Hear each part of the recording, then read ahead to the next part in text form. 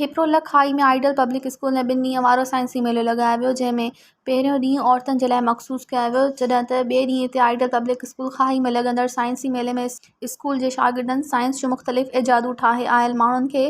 ॾंदनि आङुरियूं अची वयूं। आयल माण्हुनि सिकी लधोरामू, हसीब कायूं, हैदर समेत ऐं ॿियनि उस्तादनि, सहाफ़िन, सियासी समाजी अॻवाननि स्कूल जे शागिर्दनि पारां ठाहियल साइंसी फ़नपारनि जी तारीफ़ कई, जॾहिं त आइडियल पब्लिक स्कूल जे बानी डॉक्टर गोबिंद राम ॿुधायो त असांजो मक़सदु आहे त ॿारनि खे मौक़ा ॾियूं था जीअं इन्हनि जो टैलेंट ज़ाहिर थी सघे। ॿेराड़ी जे शागिर्दनि में वॾो टैलेंट आहे, लेकिन उन्हनि खे मौक़ो मिलणु खपे। उन मौक़े ते आयल माण्हुनि ॻाल्हाईंदे चयो त जी त तव्हांखे ख़बर आहे सिंध में रवायती मेला तमामु घणा थींदा आहिनि ऐं अहिड़ा गैर रवायती मेला जेके ॿारनि खे अॼुकल्ह जॾहिं असां ग्लोबल विलेज जे दौर में रहूं पिया, उते साइंस ऐं टेक्नोलॉजी जेका तालीम आहे, जेका इंफॉर्मेशन आहे, उहा इंतिहाई ज़रूरी आहे। हिननि प्रोग्रामनि ज़रिए ॿारनि में शयूं ठाहिण ऐं ॾाइण जी हिकिड़ी जेका आहे उहा प्रैक्टिस थिए थी। ॿारनि खे साइंसी तरीक़े सां शयुनि खे सम्झण में तजुर्बनि वसीले आसानी पैदा थिए थी ऐं ॿार ॿिया जेके ॾिसनि था उहे बि घर में वञी अहिड़े क़िस्म जी शयूं ठाहिनि था। ऐं वक़्त जी तक़ाज़ा आहे असां पंहिंजे ॿारनि खे साइंस ऐं कंप्यूटर जी तालीम ॾियूं ऐं उन्हनि खे इन में वधि खां वधि इन्वॉल्व करियूं, जीअं असांजूं ईंदड़ नस्लूं जेके आहिनि उहे साइंस सां वधि खां वधि फैज़याब थी सघनि। हिन वक़्तु आउं आइडियल पब्लिक स्कूल खाई में आहियां, जिते असां ॿारनि जा डिफरेंट सॉर्ट ऑफ मॉडल्स जा प्रोजेक्ट या उन्हनि जेको आर्ट ठाहियो आहे इन साइंस ऐं इंफॉर्मेशन टेक्नोलॉजी जे दौर में इन्हनि ॿारनि जी जेका महिनत आहे इहो क़ाबिल फ़ख़्रु आहे। ऐं सिंध खे हिन वक़्तु तइलीम जे मैदान में अहिड़े शऊर जी ज़रूरत आहे जेको शऊर हींअर ॿेराड़ियुनि जे जेके ॻोठाणनि स्कूलनि में जनम वठी चुको आहे। ऐं हीअ खाई जा ॿारड़ा जेके आहिनि साइंस जी दुनिया में जेके फंक्शनल इन्हनि प्रोजेक्ट ठाहिया आहिनि, इहे आउं यकीनन चई सघां थो त इनशाला इहे पाकिस्तान जो बहितरीनु फ्यूचर थींदा। जेके जेके प्रोजेक्ट्स ॿारनि ठाहिया आहिनि उन्हनि प्रोजेक्ट्स में यकीन कयो हिकिड़ी हक़ीक़ी असांखे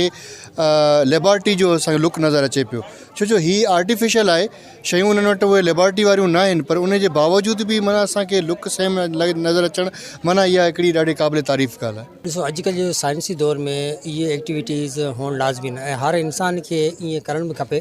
त असांजी आइडियल स्कूल जेको आहे त हुननि पंहिंजा एफर्ट टीचरनि जा ऐं स्टूडेंट खे मिलाई अहिड़ा प्रोजेक्ट ठाहिया आहिनि ऐं माण्हुनि में अवेयरनेस ॾिनी आहे त असीं पुठिते ज़रूरु आहियूं, पर असीं दुनिया सां कुल्हे में कुल्हे मिलाई गॾु बीठा आहियूं। त असीं जस लहूं था इंतिज़ामिया खे जेको अहिड़ो मेलो करायो आहे ऐं आस पास में जेके प्राइवेट स्कूल आहिनि गवर्नमेंट स्कूल आहिनि उनखे इन्विटेशन ॾिनो आहे, अचो विज़िट कयो, तव्हां शयूं ॾिसो ऐं ॿारनि में हौसला अफ़ज़ाई अञा कयो जीअं असीं तरक़ी करूं, सिंध तरक़ी करे, पाकिस्तान तरक़ी करे। जीअं यकीन कयो त मां अॼु जीअं इन साइंस फेयर खाई आइडियल पब्लिक स्कूल खाई वारे साइंस फेयर में जेका एंटर थियसि, यकीन कयो मूंखे त माना जेका एतिरो जेका अंदाज़ो ई कोन्हो त अहिड़े क़िस्म जो को प्रोग्राम थी सघे थो। ठीकु आहे, हिते त जंगल में मंगल लॻो पियो आहे।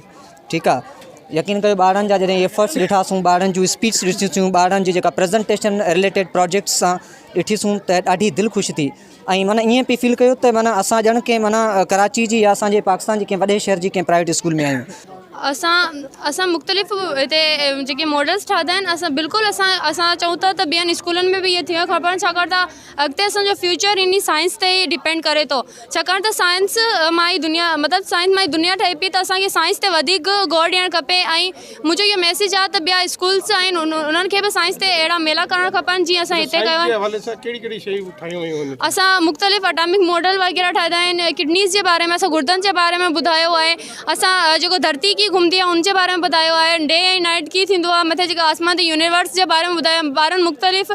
माइक्रोस्कोप जे बारे में ॿुधायो, मुख़्तलिफ़ जेके मॉडल ॿारनि जेके मतिलबु हिते असांजे साम्हूं पेश कया आहिनि ऐं तमामु बहितरीनु आहे। ऐं असीं चऊं था त असीं ईअं अॻिते बि असीं मेला कंदा रहूं ऐं ॿिया स्कूल बि ईअं कंदा रहनि। इन्हनि सां असांजो जेको मुल्क जो नालो बि रोशन थींदो ऐं असीं साइंस ते जे तरक़ी ते वॾे उहिदे ते पहुचंदा। जी मूंखे तमामु घणी ख़ुशी महसूस थी ऐं जेको असांजो जेको मॉडल आहे एक्सक्रेटरी सिस्टम यानी निकाल जे अमल जे बारे में असां ॿुधाए, जेके बि स्कूल विज़िट करणु अचनि था असीं उहे शइ अपेयर करूं था त असांजे अंदरि कहिड़ी लिकियलु शइ त सुभाणे असीं वञी डॉक्टर थींदासीं, असीं वञी इंजीनियर थींदासीं। जे इन साइंसी मेले करण जो मक़सदु इहे त अंदरि लिकियलु शयुनि खे उजागर करणु यानी अपेयर करणु त हिन ॿार में कहिड़ी ख़ूबी आहे, कहिड़ी ख़ामी आहे। पर असां हिते जेको साइंसी प्रोजेक्ट ठातो हिकिड़ो जेको सोलर सिस्टम जंहिंजे बारे में ठातो, जेको असां साइंसी मेले में ठातो आहे। हीअ साइंसी मेला त हालांकि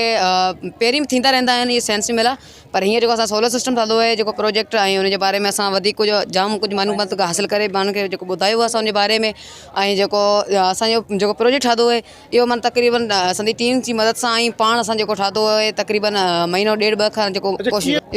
असांजो मतिलबु मैसेज इहो ई आहे त इहो साइंसी मेलो मक़सदु इहो इहो लॻाइण जो त असां जेको रिवायती मेला ॾिसूं था हुन अंदरि का बि अहिड़ी माना नसीहत जहिड़ी ॻाल्हि कोन्हे, पर जेको असां इहो साइंसी मेला या आर्ट वारा जेके लॻायूं था हिन में ॿियूं स्कूलूं जंहिंखे असां दावत ॾिनी आहे वञी अचा आहिनि हिते शरीक थिया आहिनि, त उन्हनि खे इहो ई पैगाम है तो उहे भी साइंसी मेला लगाएं जैसा साइंस उन्हनि खे माना ख़बर पए उन्हनि जे बारे में साइंस जे। ठीक है, और हमने यहाँ पर साइंसी मेला इसलिए लगाया है कि हम ये दिखाना चाह रहे थे कि जैसे हमारे नबी सल्लल्लाहु अलैहि वसल्लम ने फरमाया कि लड़का लड़की बराबर होते हैं, इसीलिए हमने यहाँ पर गर्ल्स को भी शरीक किया है और बॉयज़ को भी शरीक किया है। और जो आपको हर चीज़ नज़र आ रही है वो बता रहे हैं, हर चीज़ आपको एक्सप्लेन करके दिखा रहे हैं। हमारे स्कूल में किसी को कम नहीं समझा जाता, लड़के लड़की सब बराबर हैं हमारे लिए यहाँ पर। और जब से बड़ी बात जो पे आइडियल में यहाँ पर आई हूँ ना, मैंने खुद भी बहुत कुछ सीखा है यहाँ पर।